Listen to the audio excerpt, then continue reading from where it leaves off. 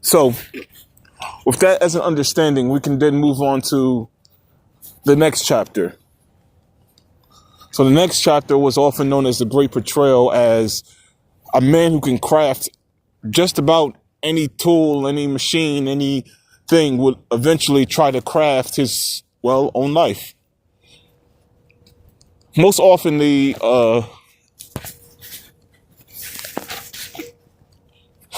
well, how do I say this without trying to, you know what? Forget being politically correct. In order to craft his own life, the man removed his own DNA in order to create his own type of homunculus in which that he could use.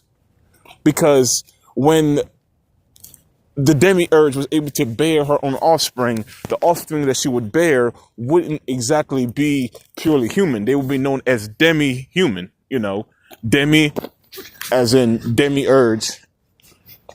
And then by the colloquial nomenclature, I should say, these creatures will often bear the things that she would eat. So if she would eat, let's say she ate a crocodile, right? She ate a crocodile in its full entirely. Let's say she absorbed fire, right?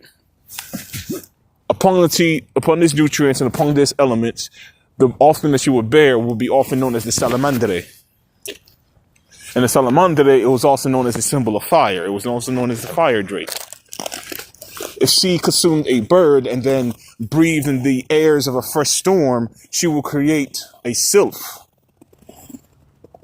If she consumed fish and absorbed pure waters from a spring, then she will create an undine. If she consumed the pure vitality of the earth itself and comprise it into one, then that will become a gnome. It is this that gave her offspring a unique and fascination that they became themselves as the origin species. However, the thaumaturge felt as this was too much power to be given to one individual.